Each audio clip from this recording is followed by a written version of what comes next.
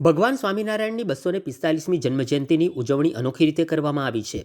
કુંઢેલા સ્થિત હરિતીર્થ આશ્રમ દ્વારા ભગવાન સ્વામિનારાયણની 245મી જન્મજયંતિ નિમિત્તે ભવ્ય રક્તદાન શિબિરનું આયોજન કરવામાં આવ્યું હતું. છેલ્લા 4-5 વર્ષોથી કાર્યરત આશ્રમ દ્વારા દર વર્ષે સેવાકીય પ્રવૃત્તિઓ કરવામાં આવે છે, જેમાં આ વર્ષે 150થી 200 યુનિટ રક્ત એકત્ર કરવાનો લક્ષ્યાંક રખાયો હતો. રક્તદાન ઉપરાંત આ પ્રસંગે ભજન સંધ્યા, ફળ વિતરણ અને 250થી 300 હરિભક્તો માટે ખીચડી પ્રસાદીનું પણ આયોજન કરાયું હતું. આયોજકોના જણાવ્યા મુજબ રક્તદાન એ માનવતાનું ઉત્તમ કાર્ય છે, જે કોઈનો જીવ બચાવી શકે છે. આમ ભક્તિ સાથે સેવાનો અનોખો સંગમ અહીં જોવા મળ્યો હતો. આપણે હરિતીર્થ આશ્રમ કુંઢેલા વડોદરા દ્વારા ભગવાન સ્વામિનારાયણની 245મી જન્મજયંતિ છે, તે નિમિત્તે આપણે બ્લડ ડોનેશન કેમ્પનું આયોજન કર્યું છે.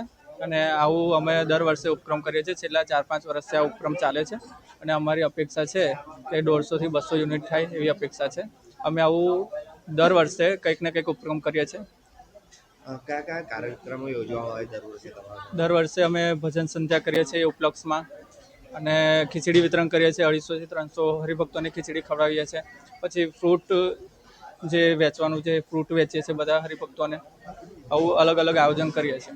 કેટલું મહત્વ છે રક્તદાન કરવું? રક્તદાનનું ખૂબ મહત્ત્વ છે, કારણ કે એક આપણે યુનિટ જો કોઈને મળી જાય તો એનાથી કોઈકની જિંદગી બચી શકે છે. ખૂબ મહત્ત્વ છે લોહીનું આપવાનું.